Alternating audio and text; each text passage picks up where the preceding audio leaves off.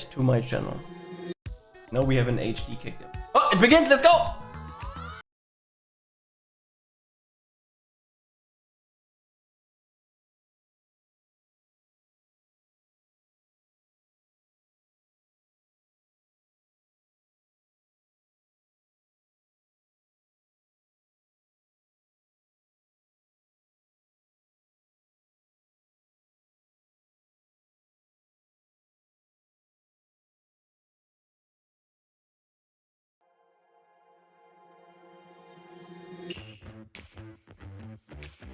Welcome to the Tribeca Games Spotlight! Thank you all for joining us for the second annual Tribeca Games Spotlight.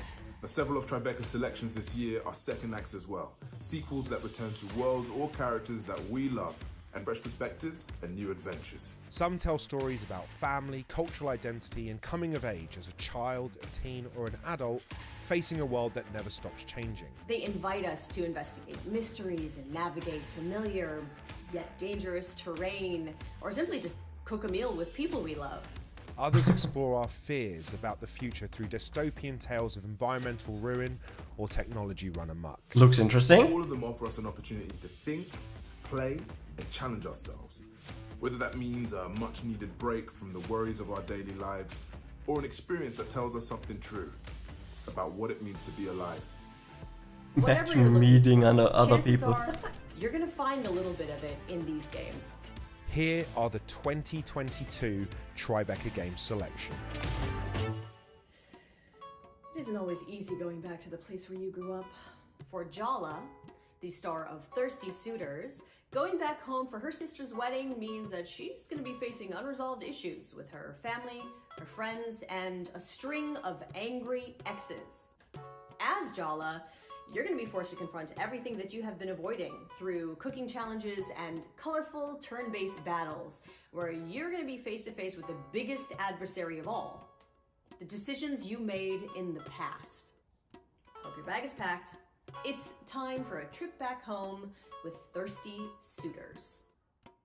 Outer Loop Games is a fully remote studio that we started 5 years ago with the idea of making games about underrepresented cultures and themes. The studio is about 15 folks, and we're scattered from Seattle, Washington to Vancouver, to the UK, Toronto, east coast of US, like New York, and then 2 in Brisbane. Our first project was a game called Falcon Age. It's an action-adventure game about raising a falcon and fighting colonizers. Falcon Age was the first time I personally have ever worked closely with someone else who's brown and South Asian on a team. I'd been in the industry for about 8 years by that point, so that's actually pretty shocking when you think about it. And I think one of the great things about that for me was the kind of conversations you can have, the kind of work that you can do, and you're coming from a similar basis and a similar background and experience. That's why I was really excited about working on Thirsty Suitors. Indian publisher? Could be. Hey y'all. You've been reckless with other people's hearts for so long, Jala. It's It was a okay. matter of time before you wrecked your own. Morning, Ma. Thirsty Suitors is an action-adventure RPG about immigrant culture, resolving relationships, family pressure, and finding oneself. Timber Hills, our hometown. I still don't get why we're back here. Jala is an extremely relatable character for anyone who's really had that moment of moving away from home and then coming back. She sometimes isn't quite aware of the things that she's doing in terms of like hurting people. Maybe I should just call Tyler and get it over with. I mean, yes, Tyler's your ex-bestie, but she's also your ex. The ex. She's kind of a hot mess at the beginning of the game, and that It is a narration game. It's not the type of game that I enjoy. Because your third grade boyfriend just walked in the door. Every time you battle one of your exes, they go into their own inner space, like a fantasy What land. is this? Never mind, it's a fighting game. Just admiring the view. I So think. the way we design combat is based on like a non-violent beating up with each other. It's a talking game. Okay, never Any mind. Punches that connect. All the props are being used as thrown objects, or punches and kicks exist, but they only exist in the form of like a holographic fist that comes out. Come on, Sergio. Let's dance. Did I mention I spent a year abroad? I learned a lot of new moves in Milan. Trying to distract me with your chest hair is definitely cheating. When we started thinking about the visual inspiration, What it is was this? about Why does this the style exist? that matched the lightheartedness and the theme of the game. And I wanted to create artwork that felt light, that felt bold, graphic, with vivid colors. I love you, Jala. I have loved you since our hands met reaching for the same tub of lime green Play-Doh in 3rd grade. Love me? This is the longest conversation we've had in over a decade. I enjoyed the fact This is that this the game is about reconciliation. dumbest game I've Something that ever you seen. don't get to do in real life. I'm sorry I came on so strong, Jala. I've had this fantasy of you in my head for so long. It's time I got to know the real you. I'm ready to move on if you are. I'm glad we figured that out. In a lot of families, What is food this? plays a large role in the culture and a large role in learning things from your parents and being able to pass those on. And it's a part of Jala's journey, being able to reconcile that relationship with her parents. It's an outlet for her to be able to do that on their grounds and, you know, reconnect with her culture.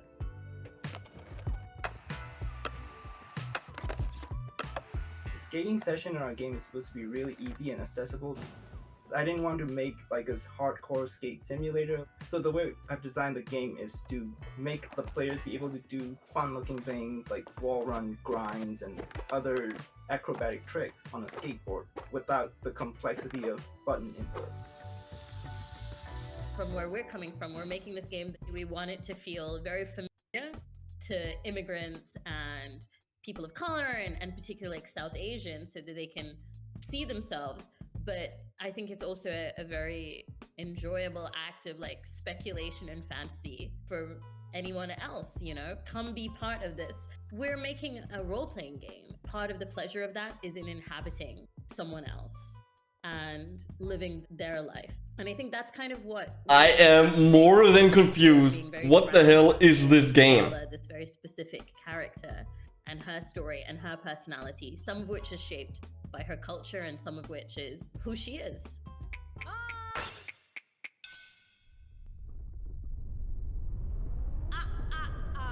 Summon mom! Not the chapel! No!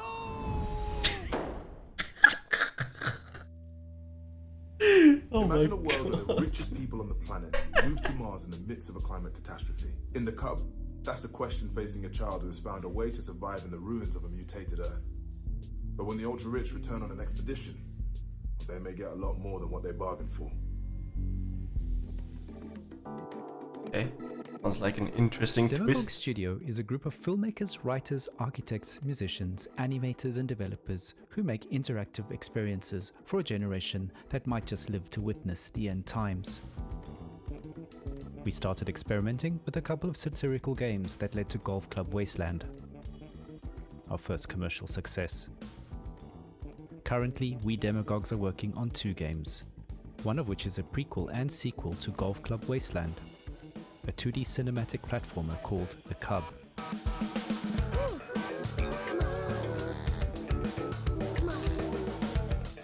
Okay, why not? Is essentially the Jungle Book set in an urban Silicon Valley-like apocalypse. Interesting combination, I guess. After the Great Climate Catastrophe, the ultra-rich have evacuated to Tesla City on Mars. Tesla The rest of City! us died. Years later, when a research mission revisits Earth, they spot a human-like mutant kid while playing golf. Upon discovering the Cub, the science expedition turns into a relentless safari-like hunt. The kid ducks and dives through urban ruins. The little barbarian bastard has a plan. I'm the son of no one. I am the son of no one. No job, there's virtual reality. While True. traversing this vibrant post-apocalyptic world, the Cub wears a space helmet he scavenged from a dead Martian. The helmet airs Radio Nostalgia from Mars, a radio station based on Mars, streaming music and stories of Tesla City dwellers' memories of their former home, Earth. Radio Nostalgia from Mars.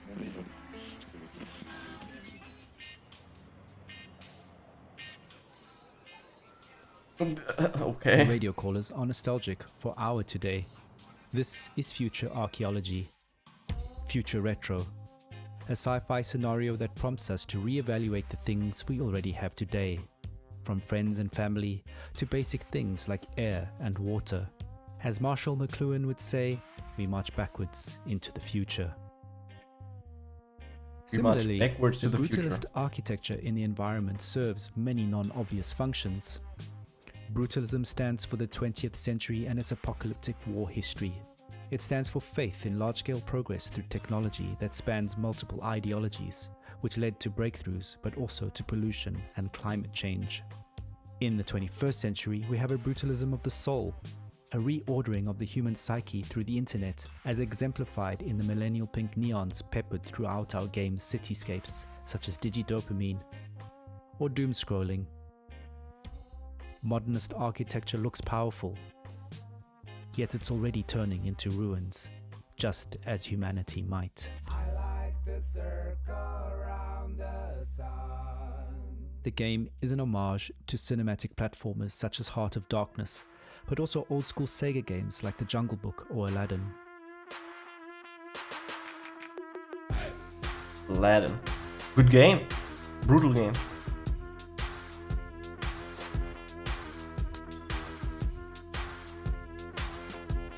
Okay, interesting, definitely. Further inspiration is drawn from classic literature, cinema and popular culture, a reflection on our commitment to storytelling and world building. The game has numerous interactive objects to find that enrich and inform the narrative, and also poke fun at future and current events at the same time. Hopefully, the game will make people feel, open the players' minds, and thereby bring a change in global politics and a universal bliss for all humanity. You know, what platformers are best at. Enlightenment of the soul. Could be an interesting platformer with a story and stuff. Why not? In 1998, the fates of two families converge at a motel in the Arizona desert, where a robbery gone wrong changes all of their lives forever.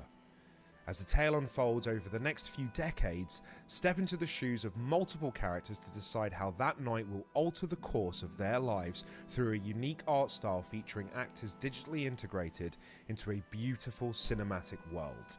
This is As Dusk Falls. Hello, I'm Caroline. And I'm Charu. We're excited to be here and would love to tell you more about Interior Night and our game As Dusk Falls. Oh, hey there. Got your car towed back for you. Interesting art style. Never seen something like that before. What do I owe you? Nothing. Your guests. Get it right back. Quick. What in the world? On the ground now!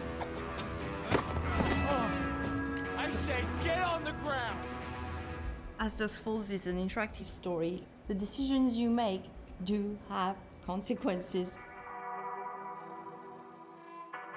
Our story is a Do it, crime and then he that shoots and he explores dies. The intertwined lives of two families over 30 years. We have the loving family, the Walkers. So, what's next? License plate game? Another round of row your boat? And the Holts, which are the more desperate family. Come on. This is 2 Rock, not NYPD Blue. Now get looking for that safe. As you play the game, you will be stepping in the shoes of different characters. First, Vince, the dad, who is rooting his family to Missouri. You are my flock, and I plan to herd you to St. Louis in high spirits. And on their way in Arizona, they get caught in a hostage situation.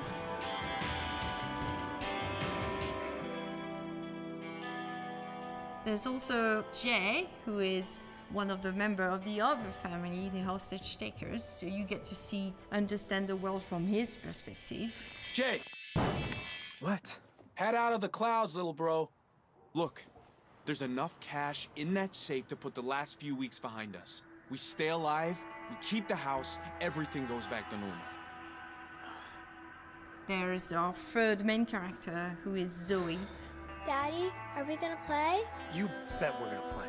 who you see across the 6 chapters from when she's 6 until she's 19, and she's becoming this young woman.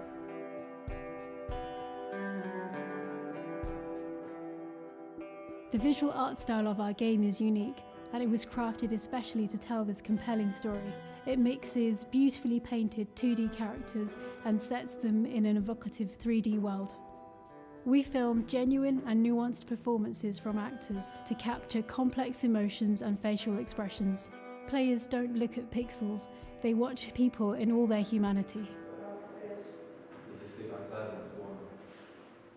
When it comes about like writing the story, we work probably a bit more like TV. So it's a very long process. It's dozens of versions of script. So it's not a linear one version of the story. We have to think all the choices, all the narrative space, all the branches feeding into one another. It's kind of a 3D map.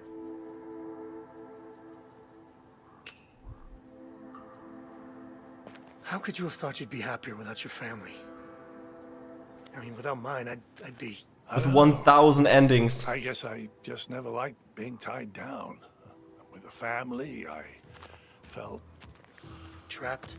We wrote every character from a place of empathy, and we try not to be judgmental towards any of them. We try to understand each of them. And I hope the players will feel the same way and try to empathize and understand and relate with all of them.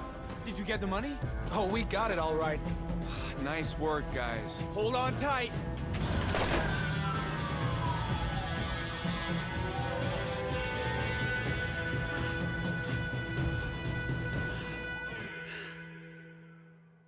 I mean, could be a cool game. Family meals are a time not just to create memories, but to share them. For Venba, the mother of the family, cooking is a way to connect to the culture and the life that she has left behind, and pass those memories on to her young son. Each recipe she teaches him is not just a list of ingredients, but a piece of a much larger story about where he comes from, who his family is, and the challenges they face. Here's a taste of what's to come in Venba. How did you get started in game development? Well, basically, I took a quiz online to figure out what my career should be back when I was in high school, and after I did the quiz, it said I should be a video game developer. It can be that easy! Just a random quiz online makes you a game developer. We were working on this project called Balloon Man. It was this Mega Man style boss rush game about this depressed superhero whose superpowers are only to make balloons. We were a couple of months into the project when Abby texted me this paragraph pitch of Venba. I remember the day I was eating at a restaurant with my mom and my sister.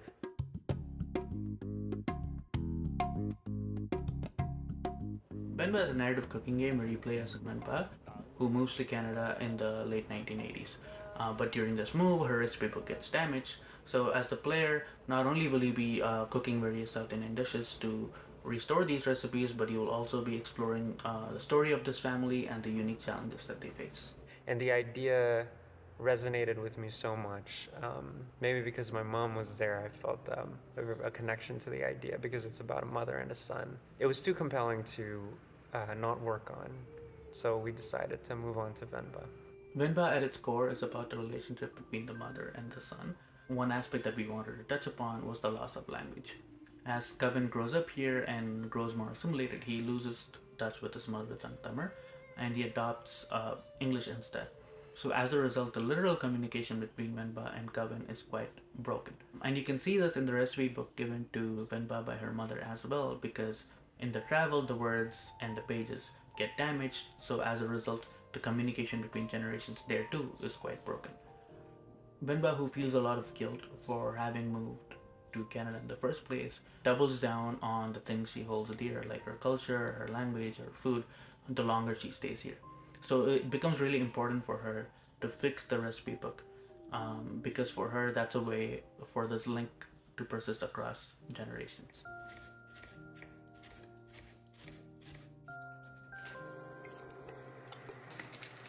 In all our these deep household, games. We very rarely ate outside food, so cooking was very important. Everything was made from scratch and daily. Could cook for me every day. There were no recipes. Food So I was don't just have made to. by testing, taste, improvising, and asking around. The cooking gameplay specifically looks was good. a big challenge for us. Probably never cook this myself, but yeah, whatever. Most cooking games that we know take a lot of the physical elements of cooking, like chopping an onion or flipping a pan, and turn those into actual gameplay mechanics. This didn't really fit the theme and the story of Venba, and that's where the damage recipe book idea came to fruition. We thought that a puzzle-based cooking game made for a much more compelling and appropriate gameplay mechanic.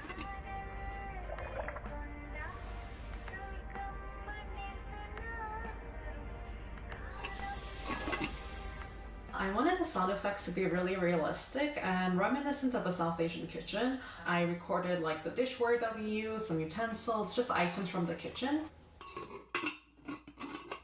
But that also involves a lot of recording of actual cooking.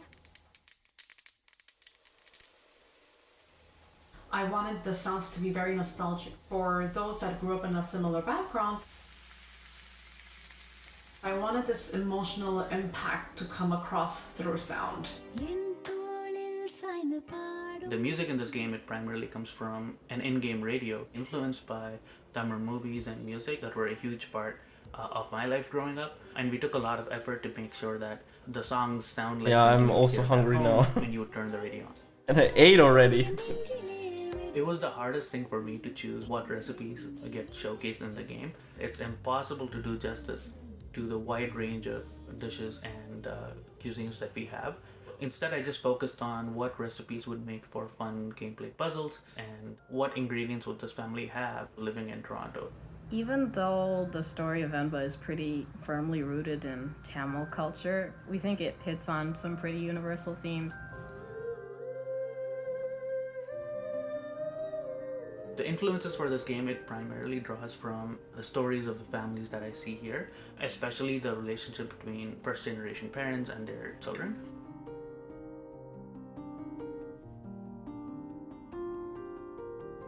We're hoping that in the future we'll keep being able to tell these kinds of intimate stories through gameplay.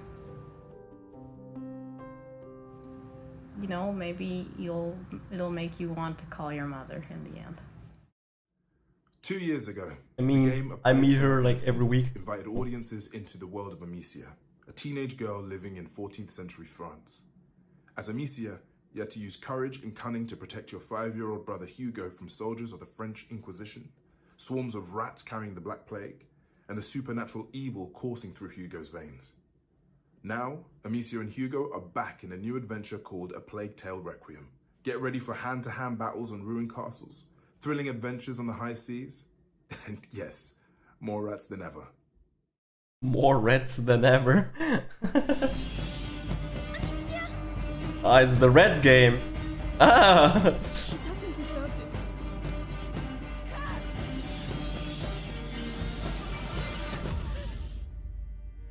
Qui est Asobo en fait? Asobo, on est un studio de développement indépendant. On l'est depuis le début et depuis toujours. Au départ, c'est 12 passionnés qui fondent le studio limite dans un garage. Évidemment, aujourd'hui, on est 250, mais on a été rejoint par 250 passionnés aussi. Et c'est ce qui nous permet de faire des projets incroyables comme Microsoft Flight Simulator et Plague Tale Requiem, par exemple. Is it? The bite, yes. They've locked the arena down. They let them die here.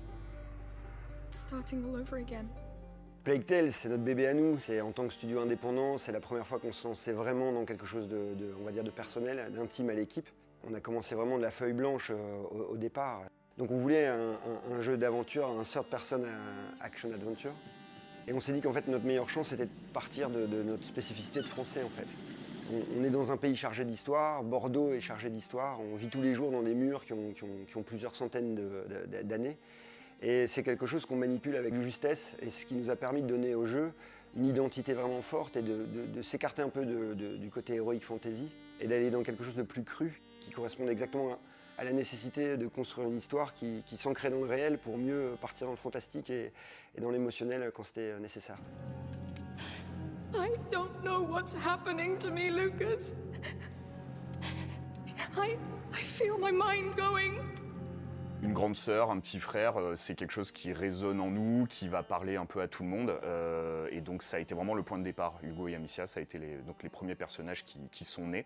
Amicia, la grande sœur, et sa manière d'appréhender un petit frère dont elle n'avait pas la charge et où tout d'un coup elle va en avoir toute la responsabilité. Hugo, qui est un jeune enfant qui ignore tout du monde et en réalité est chargé d'un pouvoir et qui le dépasse. Et comment Powerful kid, let's go.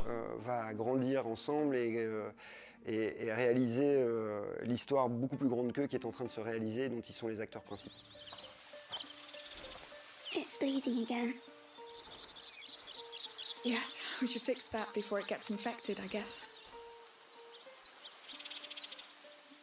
Amicia, donc, c'est une jeune fille, c'est pas une guerrière, donc le gameplay de Plague, c'est un gameplay plus orienté sur l'infiltration et la survie. Ah, le but étant toujours d'être plus malin que ses ennemis pour survivre, que ce soit les rats ou des ennemis humains. Après, Amicia, il y a des moments où elle va devoir combattre, elle va devoir faire face, donc avoir des phases plus orientées action, plus orientées combat. Toutes ces phases-là construisant un rythme narratif qui vient servir l'évolution du personnage, donc son rapport à la violence, son rapport au monde, à chaque fois est nourri par la variété de ces séquences-là. Le contexte de la peste était intéressant parce qu'il était vecteur d'émotions et de danger pour les enfants. Mais incarner une maladie, c'est jamais très évident, surtout dans un jeu vidéo où on doit avoir une adversité et pouvoir lutter contre quelque chose. Donc on a utilisé la représentation la plus symbolique de la peste, qui était les rats. Ça faisait une belle incarnation de la maladie. Basically, Assassin's Creed, could be, de propagation. Il en fallait des milliers. Il fallait qu'on ait ces rats qui se déversent dans les champs, dans les forêts, pour montrer la maladie qui progresse et qui ravage tout sur son passage. Donc les rats sont une version amplifiée d'une maladie qui se propage. C'est à la fois une menace mais un outil pour Amicia, c'est-à-dire que grâce au pouvoir d'Hugo, grâce à ses outils à elle-même, elle va pouvoir utiliser les rats pour progresser parfois, mais souvent elle va devoir faire face aussi pour trouver un moyen de les traverser sans se faire dévorer. On écrit nos chapitres un peu comme des épisodes. Cette impulsion qu'on a quand on regarde une série, la retranscrire en jeu vidéo, c'était essentiel pour nous. C'est une technique d'écriture assez Could be a large. very good game, not C'est gonna vraiment une lie. architecture Sounds very globale interesting. qui vient rythmer tout le jeu et bien sûr la narration vient se coller à ça au plus près. Alors chaque fois avec des challenges différents, hein, parce que sur les phases d'exploration, on a toute la liberté au niveau des dialogues, etc. Parce qu'on sait que dès que le joueur va rentrer dans une phase de combat, là il va être beaucoup plus focalisé sur ce qu'il est en train de faire. Donc c'est à nous de pondérer, de se dire ok, ce qui est important, on va aller le raconter plutôt ici. Là, on va laisser faire le gameplay et donc tout ça, ça se fait avec Kevin. Enfin voilà, c'est une discussion qui est permanente au fil de 3 ans de production, constamment de faire évoluer le jeu. They're using OBS. You should Saw sit that. down. Oh, so that's all you have to say? Come on. You can do better than that. You have a whole garrison here, why don't you really let yourself go? Stop. No! Do you see the situation we're in? We were just supposed to get herbs. Faire plein de projets nous a obligés d'avoir des outils à la fois à la pointe de la technologie, mais très modulables. Et le fait d'avoir par exemple notre équipe engine à la maison, ça nous permet d'aller les voir directement et dire on a un challenge relatif au jeu qu'on est en train de développer et il nous faut un moyen de le solutionner. Et ça permet d'atteindre des prouesses comme par exemple les gigantesques hordes de rats qu'on voit déferler sur les villes dans les trailers ou des choses comme ça. Yeah, just use Unreal Engine 5. Easy. And do that easy. Mais après, on a vu aussi nos faiblesses à certains endroits, notamment puisque, il a fallu s'en rendre compte, hein, les cinématiques qui demandaient une logistique très lourde. Donc en fait, on a vraiment investi sur un studio motion capture qui nous appartient et qui nous a permis d'avoir une énorme flexibilité en termes de tournage. I don't know what's happening to me, Lucas. I feel my mind going. Donc Olivier de Rivière, notre compositeur, c'est quelqu'un qui amène énormément de choses dans le jeu. Et donc il arrive, il a plein d'idées. Et là, on parle vraiment d'émotion, on parle vraiment de comment colorer des scènes donc avec de la musique. Et il y a des moments où il nous sort des compositions incroyables. Et on regarde le level en face ou la séquence en face, on se dit tiens, c'est super ce qu'il a fait, mais nous on n'est pas au niveau du coup. Donc il va falloir se battre un peu pour remonter nos trucs et accompagner sa musique parce que ça marche dans les deux sens.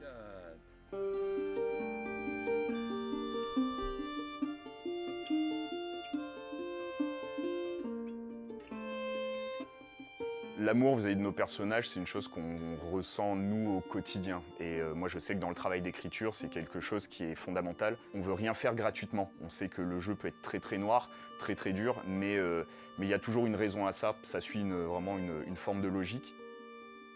À chaque fois qu'on écrit quelque chose ou qu'on réalise quelque chose pour Requiem, c'est quand ça sonne faux ou quand ça passe pas, on sait que Hugo ou Amicia nous disent non, j'aurais pas dit ça, j'aurais pas agi comme ça. Et donc c'est amusant parce qu'ils font le jeu avec nous en fait un peu. Would His Majesty allow us to enter the city by his side? I allow.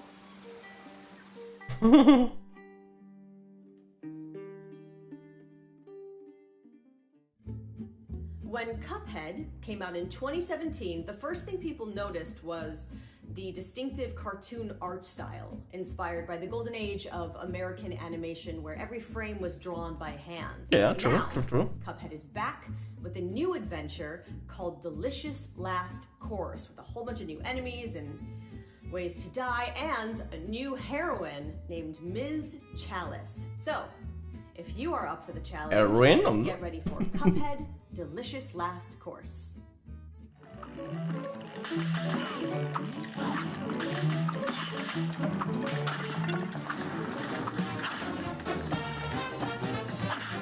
I remember when I played it. So difficult.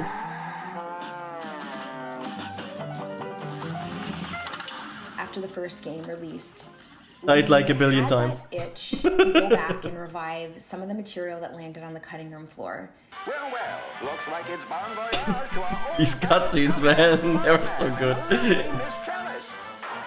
They're off on their next adventure, this time to the fabled DLC Island. The Delicious Last DLC Course Island. is more fantastical cartoon action.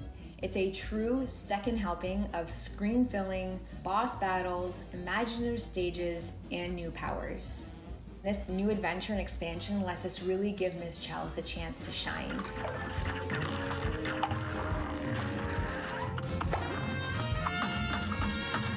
We had always envisioned her playing a really important role as part of the main trio of heroes. This was our opportunity to further explore animation, music, gameplay homages, all of which we didn't get to in the first game.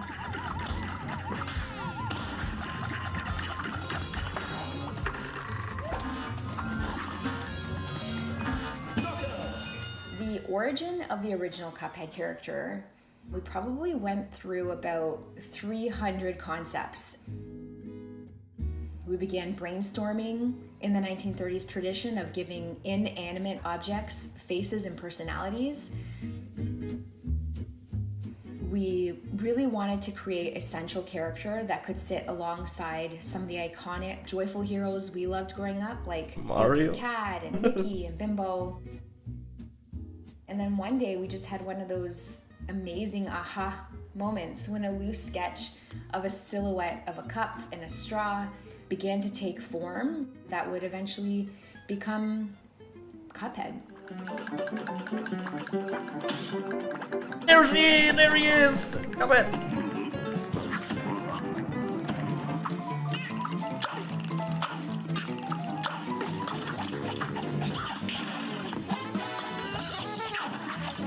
Having the chance to re-explore this world, to make something special for our fans while taking our time on the little details and making sure we're getting them just right.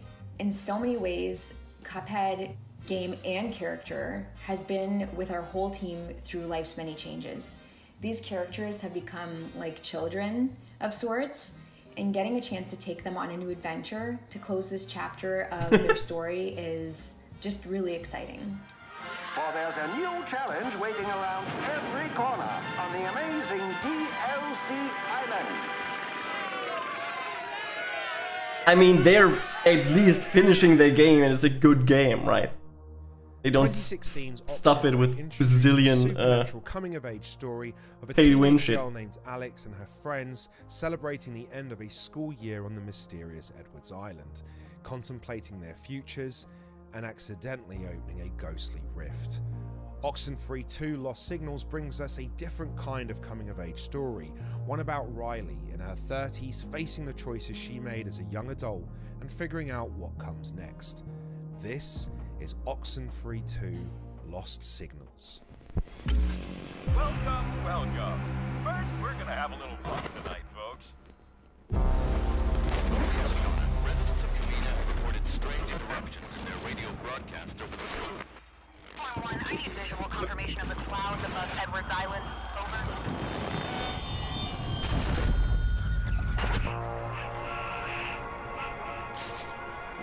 Ah, bit of a leap there. We could climb down here. Also, it might take a little longer. I just don't think we can make the gap. I can make it, probably. Can you? Because... Well, we'll see, won't we? She won't and dies. End of game. Sure! What I think has allowed Oxenfree to have such a long life in the hearts of our players are these characters. It's all about the characters. The characters of Oxenfree are intended to feel like people that you would know. You're invested in their well-being. The issues that they deal with are ones that everybody can relate to. What does it mean to lose somebody that you love? What does it mean to be entering a new Never moment played of the your first life game, and you're so totally unprepared? can't relate. It's open-ended enough that you can always ask yourself, what would I do in this situation? Watch your step. I don't think this was I meant would've for tourists. Took a few more steps though. Sort of pretty, in a way. No, it's amazing. In another life, I would have been a geologist. Or took at least an intro to geology course, you know? Oxenfree is a game about some really relatable characters, but put in crazy, unrelatable situations. Riley's from Kamina, and unlike Alex and her friends in Oxenfree 1, Riley did not have the best time growing up in this area. The first game, really tight kind of focus on a few classmates. This game is about Riley coming home and interacting with Jacob, who is somebody who she went to high school with, dealing with her father, dealing with a whole host of new characters that are along this coast. If you know the tunnels well enough, you can walk to and from practically any point in town completely underground. Have you, been down here before? Me, personally? No. Some of the kids do, or did, in high school. They'd crawl in here, light a fire, make out, or whatever. But I'm too little a fan of small, dark spaces to really see the desire. I'm really looking forward to people playing with Jacob, who is their kind of main counterpart throughout the game. You take a look at Jacob, he's got this questionable facial hair, he's got the hipster hat. Funny how just a little light makes everything both less and more spooky. Weird, right? And his animation also gave him that laid-back kind of, hey, I'm just hanging out here in the woods, you're not being creepy. Jacob actually has I'm just direct chilling. ties to the events of Oxenfree 1, and particularly the history of Maggie Adler. Maggie was the woman that first kind of discovered what radios could do. She was the one who was kind of tied to the events that really kicked off the whole story. Hey, if you're on this frequency. Yes? My mom used to tell me stories. That's why I'm calling. Because one of the stories was about tonight and the things that are going on. The cool thing about the radio is that it opens up a whole different axis of exploration to the player. It's not just exploring Edwards Island as a space, it's exploring Edwards Island as an infinite number of kind of radio frequencies. Certain objects in the game will resonate with certain frequencies.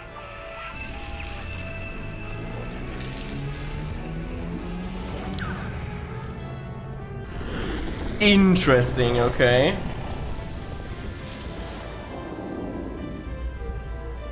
Hey, it worked, I think. I mean, we're not dead. The alternate timelines in the Oxenfree universe are really interesting because it allows the player to explore the possibility Multiple timelines, oh my god. the past. I think we're back when the mine was somewhat operational. I don't think anyone's around. Let's, see if the time tear opened anything up. The player gets to open these portals in time and go through them and talk to these other ghostly characters. Portals are getting open when they don't want it to happen, and so they've got to deal with the ramifications of that. Portals are fascinating, very beautiful, very mysterious, but ultimately very dangerous. Jacob? The stakes are very high for this one. One, we've got a new set of antagonists who are actually actively trying to open a portal on their own for some nefarious reasons. But two, while that is happening, we're seeing tears in time. Those tears are allowing things from completely other timelines to start coming in and out of our timeline. It's going to be much less about some localized little thing in this town, and it's more about multiverse, the fabric of time and space kind of melting down. I mean, look, when you're messing with the time-space continuum, that's just a bad idea. Riley, come in, Riley. Can you hear me? Riley? Riley, are you there?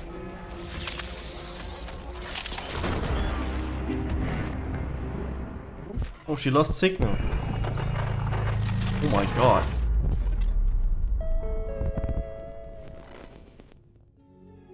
In Immortality, created by Sam Barlow, full transparency, I'm a huge fan of his previous games, Her Story and Telling Lies, you don't just find one, you find 3 unreleased films spanning over 3 decades, and they all star Marissa Marcel, who has since disappeared. So, can you watch footage and behind-the-scenes clips and interviews to piece together the mystery of Marissa Marcel? This is Immortality. Cool. What is your name? Marissa Marcel. First heard about Marissa Marcel in 2015. I was at a party in Hollywood and I was listening into these old guys, writers, producers who were big in the 70s. They were swapping war stories, gossiping, and one of them brings up the story of Marissa Marcel, this actress who shoots 3 movies over 3 decades and how none of the movies ever comes out. I was interested, and after the party, I went home and I Googled and found very little of anything online, but I was intrigued, so I continued to make a game out of it and attempted to find something more concrete. Now, we know you from the movie that you just finished shooting. It is finished, right? Yeah, it's finished. Mm-hmm. Yeah. If you don't know, it's a bit of a fairy tale. So Arthur Fisher, the great director, who you probably know from his movies such as Marion and The Man Who Dreamed, was casting for his new movie, Ambrosio. And so instead of casting a recognizable face, he wanted to find some fresh talent. So he put the word out and saw, how many was it, 10,000? I think it was over 20,000. 20,000. He saw 20,000 girls, and long story short, he picked you. Yes. 2 years ago, we were approached by an anonymous donor who handed over this huge cache of film. In it was footage from rehearsals, behind-the-scenes B-roll, and completed shots from the shoots.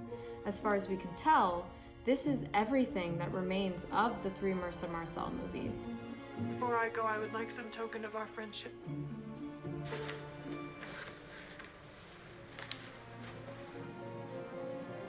You could have walked away from this. We brainstormed how best to use this footage, how to make it available to the world. So first we very carefully cleaned and scanned all of the film, digitizing everything. But there were enough gaps where we weren't able to cut full movies. So we took some of the ideas from my earlier games, Her Story and Telling Lies, the idea of a more exploratory way of viewing film stories, and we built on that. We created a virtual moviola. So way of looking through the footage, they couldn't back in the get the game, and to build on this, the whole point of this. So they created a game that the community figured it out. Does this work as confession? Smart. Exploration by match cut. Good work. When you're watching, at any point you can stop and point to an image, an actor, a prop, and the system will create a match cut to another piece of footage with that image. Now it's worth more. So you kind of surf through the footage in a way, following a breadcrumb trail of visuals, creating your own montage. It's both expressive and exploratory, like the best of video games.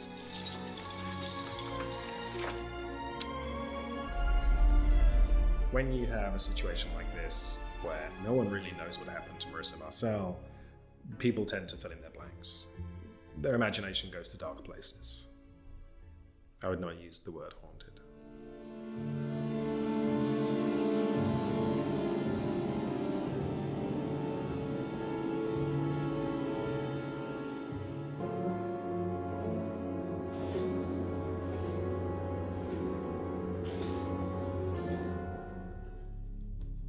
Do you ever wish you lived in a simpler, safer, more optimistic time? Trevor Hill does. He lives in Arcadia, a utopian American town in the 1970s where the future seems brighter than ever. Like the other citizens of Arcadia, he is a contestant on a reality show where viewers are secretly judging his every move. When Trevor learns the truth from a rogue technician, he goes on the run. But how do you escape in a world where everyone is always watching? True, you can't. Nada es lo que parece. Now in its 55th season. 55th season, let's go. Y es que Arcadia es en realidad el reality show más visto del planeta y está gobernado por rankings de popularidad. Control subject on the run on camera 4025. Interrupt broadcast immediately. Bienvenidos a Arcadia, una ciudad retrofuturista de los 70, donde todos los ciudadanos disfrutan de una vida de confort y de lujos sin saber que están siendo grabados las 24 horas del día. Para nuestro protagonista Trevor, que vive una vida simple, aburrida y feliz, esto es un problema. Life was mundane. Y cuando descubre la verdad, tendrá que escapar de Arcadia. Stop immediately. Stop right there, criminal scum. Por otro lado está Ángela, es el ángel de la guarda de Trevor. Es una hacker dispuesta a todo con tal de salvar a una persona normal, por el mero hecho de hacer el bien. The hallway to the server room is tracked by 3 surveillance cameras. I need to get close to the cameras and upload the loop footage from my cell phone. Uno de los puntos fuertes de American Arcadia es la dualidad entre Ángela y Trevor. Y eso también se ha intentado transmitir en cierta manera al game. Get over that crane, Trevor, quick! The crane? Yes, trust me! Oh no, no. Tenemos dos tipos de gameplay totalmente diferenciados. Por un lado tenemos el side-scroller, el 2.5D, con acción y plataformeo, persecuciones y, como no, puzzles. Por otro lado tenemos la jugabilidad en primera persona, con un tono un poco más pausado, que nos lleva a experimentar mecánicas de exploración, sigilo y hacking, usando siempre los puzzles como parte central de la jugabilidad. All the videos are uploaded and playing the loops. I can enter the server room now. Yeah, but before you played the loops, they were already recording everything that you did before. Las visuales más inmediatas son el show de Truman, la fuga de Logan, el prisionero y algunas otras.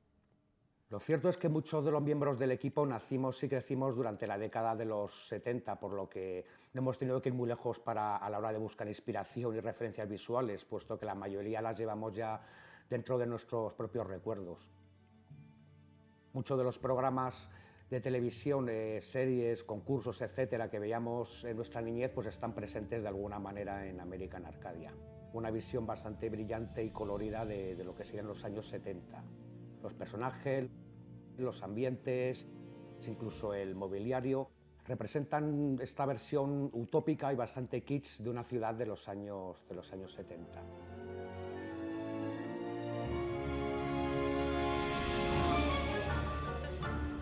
Back to the 70s, let's go! Siempre me gusta tener un tema principal para el juego y diferentes leitmotivs para los diferentes personajes que se van uniendo en una única banda sonora donde se van mezclando y representarán los dos mundos, tanto el de los 70 como el del futuro, mezclando elementos electrónicos y orquestales. Hey, I can't see anything in here. Jeez, man, just hug your teddy bear real tight while I try to turn on the lights, okay? Okay, is that better? Now, let's try to find a way out of here. Trevor, are you wheezing? You're in terrible shape, man. Don't you get any exercise at all? No, not since PE in high school. Because of my metabolism, I don't easily gain weight, so I don't usually do any. Okay. I'm not here to judge your lifestyle or your dietary habits. Just save your breath and keep going. In American Arcadia, what we want to tell is that you don't need to live just for getting likes on social networks. Just do the things that make you happy. You don't need to care about what the others think. True! Better in simpler times, no social media. Nobody to judge you.